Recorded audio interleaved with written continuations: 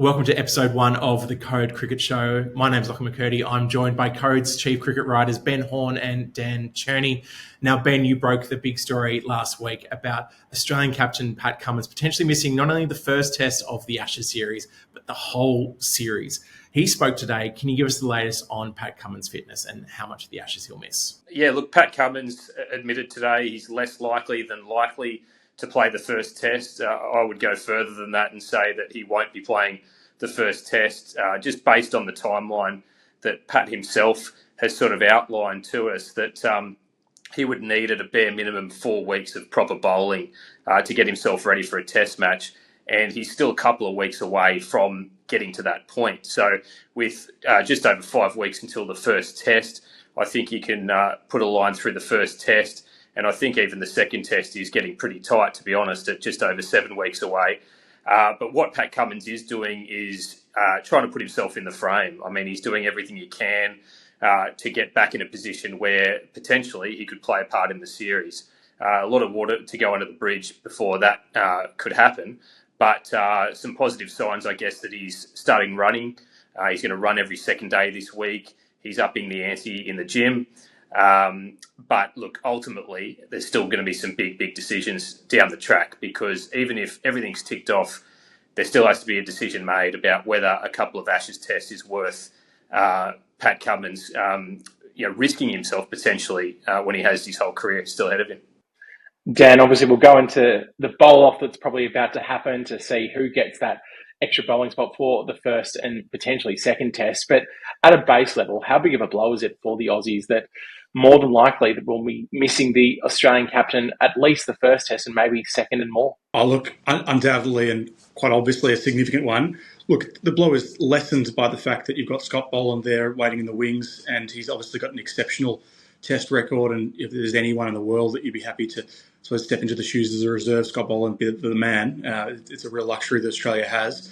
But nonetheless, I think that Pat Cummins on field and to a degree off field, albeit he could still be around the group even if he's injured, and provide some off-field leadership. But and his lower order runs, I think, shouldn't be ignored either in terms of what will be lost from an Australian perspective. Not to mention that he is as good as Scott Boland is. Pat Cummins, there's a reason that he's the captain and he's the one that is always picked when fit. He is one of the all-time great fast bowlers, has proven time and time again to be a difference maker for Australia. Has that incredible knack of breaking partnerships, of creating something from nothing on wickets that aren't necessarily doing much, or when a partnership is getting away from the Aussies. So, yeah, clearly an enormous blow for the Aussies.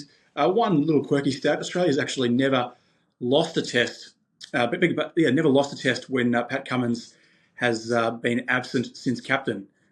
So they've always they actually have a pretty good record without him, albeit a lot of those tests have been in Asia, so you probably do have to give a little rider. So look, they certainly can win without him, but it's a big blow, no doubt.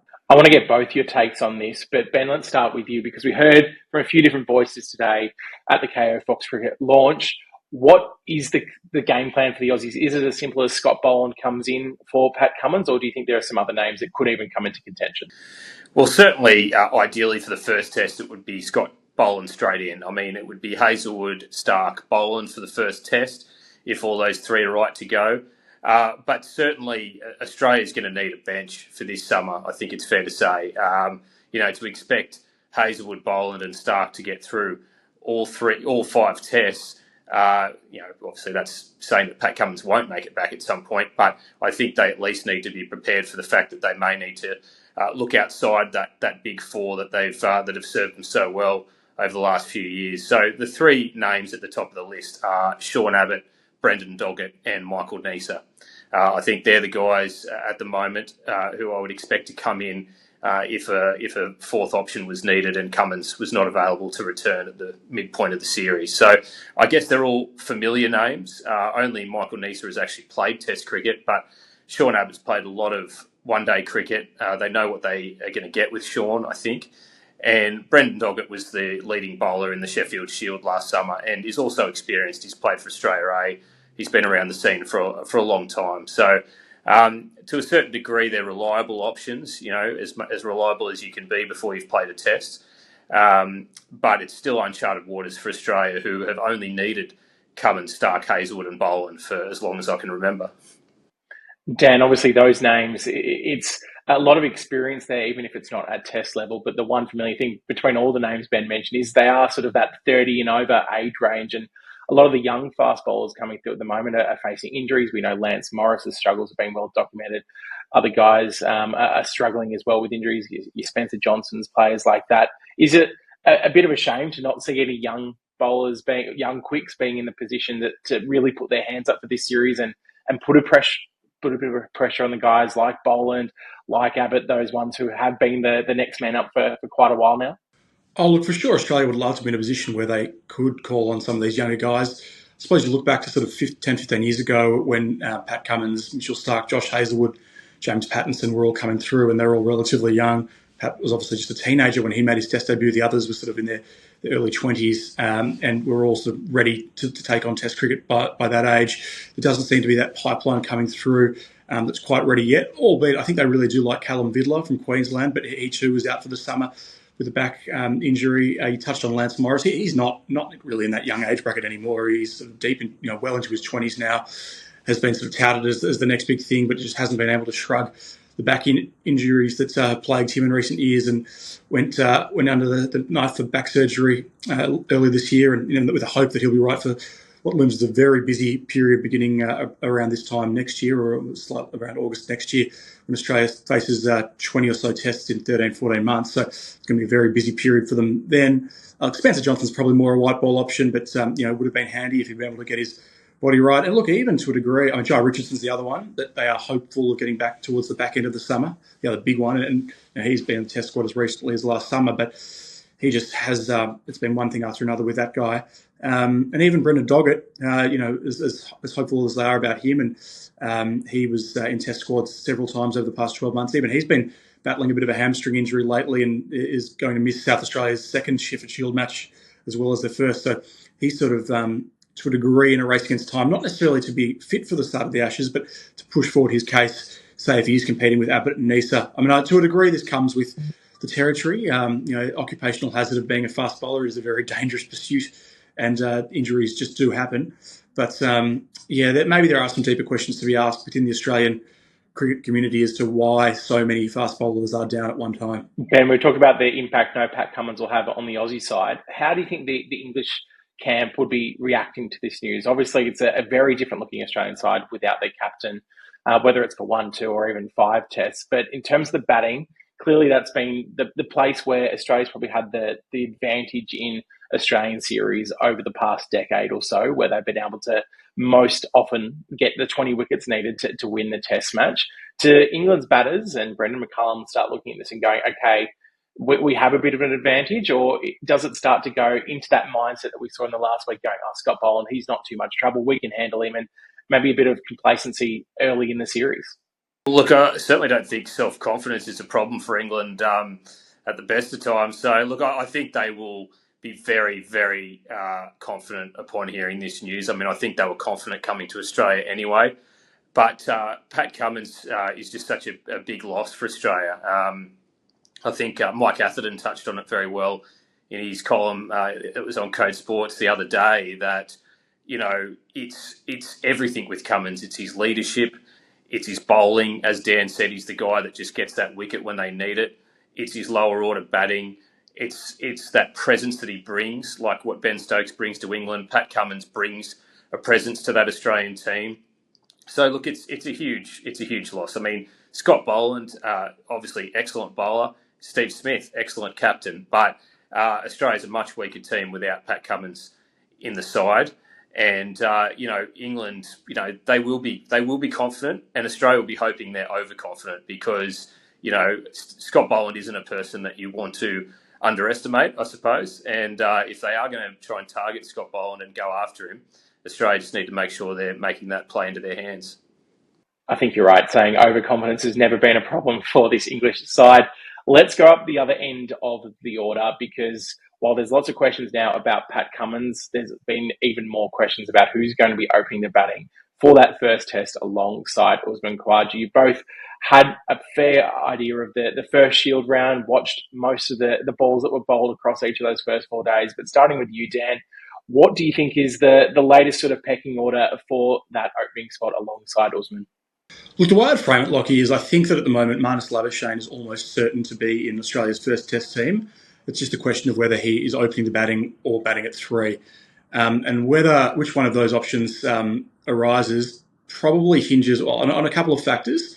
One, I think it's whether either Jake Weatherall, maybe to a lesser extent Marcus Harris, or as a real outsider, I think at this point Sam Konstas, if one of those 3 lays down the gauntlet over the next couple of Shield rounds before the first Test team or squad at least is picked, and then potentially makes a case too good to resist, that means that they want Labuschagne at 3, and then I think that would squeeze out Bo Webster potentially at number 6. He would be probably the most likely man to make way. He himself has been battling a relatively minor ankle complaint that has left him in some doubt for the second Sheffield Shield round. He missed the first. And Australian selectors, in their public commentary of recent times, have certainly, far from guaranteed his spot in that first Test side. It also hinges, of course, on how Cameron Green's recovery from his back injury goes and his bowling loads. He bowled a bit in the Sheffield Shield game against New South Wales last week. He'll continue to build up in the lead up to the Test.